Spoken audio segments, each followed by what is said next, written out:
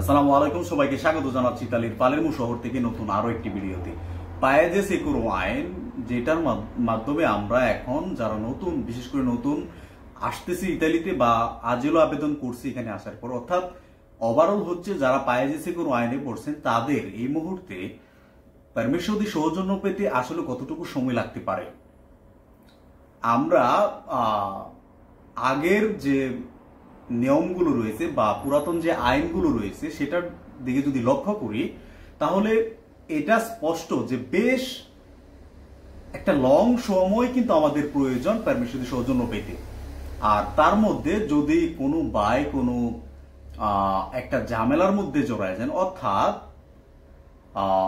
অনেকেই আমার পরিচিত রয়েছেন যারা ডবল ফিঙ্গার দিয়েছেন, মানে কারণবশত যে কোনো একটা কারণে, এটা আমি বলতে চাচ্ছি না, দুইবার ফিঙ্গার দেওয়ার কারণে তাদের যে সময়টা সেটা আসলে একটা নির্দিষ্ট সময়ের যে ব্যাপার থাকে সেটা থেকে পেরিয়ে 2 বছর 3 বছর চলে গেছে, এখন পর্যন্ত তাদের হলুদ যে সৌজন্যটা দেওয়া হয় সেটাই পায়নি। এরকম বেশ কিছু বাইক আমি চিনি, আমার নিজেরই, আমার একদম কাছের রিলেটিভ, যারা এখনো পর্যন্ত 3 বছর 4 বছর হয়েছে প্রতিশ্রুতি স্পেশালে পড়ছে, কিন্তু এখনো পর্যন্ত তাদের কাগজ হয়নি। তো এই যে লং টার্ম একটা প্রসেসিং, সেটা কি পায়েজে সেকুরো আইন, যেটা এখন নতুন আইন করা হয়েছে, সেখানে কি আসলে আমাদের এরকম হবে কিনা? আসলে ব্যাপারটা এরকম না। এখন যে আইনটা করা হয়েছে সেখানে কিন্তু আমরা খুব দ্রুতই আমাদের যে কাগজটা সেটা কিন্তু আমরা পেয়ে যাব। কিভাবে পাবো সেটা আমি প্রথমেই বলি। যখন একজন নতুন ইতালিতে প্রবেশ করতেছে, ইতালিতে প্রবেশ করার সাথে সাথে সে আজেলো আবেদন করার সাথে সাথে কিন্তু সে কমিশনের ডেট পেয়ে যাচ্ছে। তো কমিশন ডেটের পাওয়ার সাথে সাথে আমি যদি সেই সময়টা তুলনা করি, সর্বোচ্চ 4 মাস, এই 4 মাসের ভিতরে যদি সে এটা প্রুফ করতে পারে যে তার বাংলাদেশে সমস্যা রয়েছে, সে কিন্তু 4 মাসের ভিতরে পায়েজে সেকুরো আইনে কাপ পেয়ে যাবে। অর্থাৎ সে ইতালিতে প্রবেশ করা 4 মাসের ভিতরেই কাপ পেয়ে যাবে। সেটা কত পার্সেন্ট হচ্ছে? সেটা হচ্ছে 100%-এর মধ্যে 2% বা 3%। অর্থাৎ 100 জন ইন্টারভিউ দিলে 2%, 2 জন বা 3 জন কাট পেয়ে যাচ্ছে। আর বাকি যারা রয়েছেন আপনারা, তাদের আসলে কতটুকু সময় লাগবে? এটা এখন প্রতিশ্রুতি স্পেশাল বা আদার্স অন্যান্য যে পুরাতন আইনের কথা যদি আমি তুলনা করি, তাহলে এখন যে আইনটা করা হয়েছে, নতুন যে আইনটা করা হয়েছে, সেটার মধ্যে আমরা স্পেসিফিকলি বলতে পারি যে আপনার আসলে সময়টা কতটুকু লাগতে পারে। বাস্তব অভিজ্ঞতা থেকে বলতেছি, প্রথম কমিশন দেওয়ার পরে দ্বিতীয়বার শুনানির যে ডেটটা হয় সেটা 8 থেকে 9 মাস হয়, সর্বোচ্চ 10 মাস। কোনো কারণবশত যদি আপনার আপিল করার পরে, অর্থাৎ আপনার রেজাল্ট নেগেটিভ হওয়ার পরে, ধরেন আপনি 4 মাস পর আপনার কমিশনটা, 1 মাস পর রেজাল্ট দিল, 5 মাস পর আপনার কমিশনটা রেজাল্ট নেগেটিভ আসলো, আপনি 15 দিন টাইম পেলেন, সেটা রিকোর্সও করলেন, তার থেকে 6 মাস পর একটা ডেট পাইলেন, সেই ডেটটা আবার চেঞ্জ হয়ে গেল, সেটা আবার 2 মাস পিছিয়ে গেল বা 3 মাস পিছিয়ে গেল, ওভারঅল 10 মাস। এই 10 মাসের ভিতরে আপনি দ্বিতীয়বার সেটা শুনানি করার সুযোগ পাচ্ছেন। তার মানে 10 মাস আর হচ্ছে 5 মাস, টোটাল 15 মাস। আপনি 15 মাসের ভিতরেই কাট পেয়ে যেতে পারেন। যদি তা না হয়, তৃতীয়বার যখন আপনি আপিল করবেন, সেটাও এতটুকুই সময় নেবে, 7 থেকে 8 মাস বা 10 মাস এর ভিতরে কিন্তু হয়ে যাবে। তার মানে ওভারঅল হচ্ছে 25-30 বা সর্বোচ্চ 36 মাসের মতো সময় আপনার লাগতে পারে। টোটাল 3 বছরের ভিতরে আমি নিশ্চিত বলতে পারি যে আপনারা কাট পেয়ে যাবেন।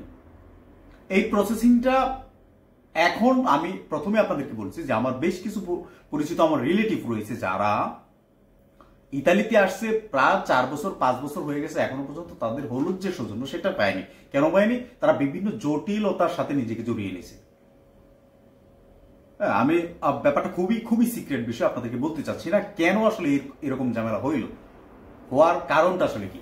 আবার বেশ কিছু ভাইদেরকে চিনে যারা 18 মাসে, প্রতিশ্রুতি স্পেশালের কথা বলতেছি, 18 মাসে পারমিশন সৌজন্য পাইছে, 18 মাসে, কেউ 10 মাসে পেয়ে গেছে। সো ব্যাপারটা স্পেসিফিকলি বলা খুবই মুশকিল। আপনি যদি আপনার সমস্যা প্রুফ করতে পারেন, তাহলে আপনি দ্রুত কাট পেয়ে যাবেন, সেটা প্রতিশ্রুতি স্পেশাল হোক। তবে হ্যাঁ, প্রতিশ্রুতি স্পেশাল থেকে পায়েজে সেকুরো আইনে আপনি যখন ফার্স্ট কমিশনে কাট পেয়ে যাবেন, সেটা প্রতিশ্রুতি স্পেশাল থেকে পায়েজে সেকুরো আইনে দ্রুত হচ্ছে। কারো কারো ক্ষেত্রে এরকমও রয়েছে এখন যে আজিলো আবেদন করার 1.5 মাসের ভিতরে কমিশন চলে আসতেছে। 1.5 মাসের ভিতরে যদি আপনার কমিশন চলে আসে আর 1.5 মাসের ভিতরে যদি আপনি আপনার কমিশনে প্রুফ করতে পারেন যে আপনার সমস্যা রয়েছে, আপনি কাট পেয়ে যাবেন।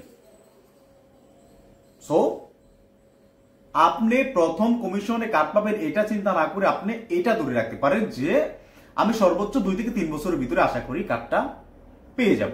এর ভিতরে আপনার যা যা করণীয় তা নিয়ে বেশ কিছু ভিডিওতে আমি আলোচনা করছি যে আপনাদের প্রস্তুতির যে ব্যাপারটা সেটা আসলে কিভাবে করবেন, স্টেপ বাই স্টেপ কি কি করতে হবে, আপনার গল্পের ধরন, পাইরেসি কোনো আইনের কথা আমি বলতেছি, আপনার গল্পের ধরন কি হবে, আপনি কিভাবে কমিশনে কথা বলবেন, আপনাকে কি ধরনের প্রশ্ন করতে পারে, ওভারঅল সবগুলা বিষয় নিয়ে আমি কথা বলছি। এই ব্যাপারটা আপনাদেরকে সবসময় আমি গাইডলাইন দিচ্ছি যাতে আপনাদের কমিশনের রেজাল্টটা অন্ততপক্ষে 7 দিনের যে নেগেটিভের ব্যাপারটা সেটা যাতে না হয়। 15 দিনের রিকোর্সও টাইম দিলে আপনি নিশ্চিন্তে আপনার যে অ্যাডভোকেট রয়েছে উনি সেটা রিকোর্সও করবে, আপিল করবে, আপিল অ্যাকসেপ্ট হয়ে যাবে। বাকি কাজ আপনার ডকুমেন্টসগুলো সঠিকভাবে করে আপনার কন্ট্রাক্টে কাজ করা, অর্থাৎ আপনার বস্তবা কাজ যাতে মিনিমাম আপনার ব্যাংক অ্যাকাউন্টে যে টাকাটা পে করবে সেটা যাতে মিনিমাম 600 ইউরোর উপরে হয়। এই ব্যাপারটা খেয়াল রেখে আপনি কাজ করে যান। রেসিডেন্ট কার্ডগুলো তৈরি করেন, মেডিকেল কার্ড তৈরি করেন, আদার্স যে ডকুমেন্টস গুলো আছে এখানে সবচেয়ে গুরুত্বপূর্ণ আরেকটা ডকুমেন্টস হচ্ছে স্কুল সার্টিফিকেট। স্কুল সার্টিফিকেট গুলো তৈরি করেন অবশ্যই সরকারি প্রতিষ্ঠান থেকে। এইগুলা ডকুমেন্ট সাবমিট করেন এবং বাংলাদেশে থেকে যে ডকুমেন্টস গুলো আপনি কমিশনে দিয়েছেন সেগুলো তো থাকবেই। আপনার গল্পটা যদি সঠিক হয় বা আপনার গল্পটা যদি যৌক্তিক হয়, তাদের কাছে বিশ্বাসযোগ্য হয়, আপনি কিন্তু পারমিশন সৌজন্য পেয়ে যাবেন, নিশ্চিত থাকেন।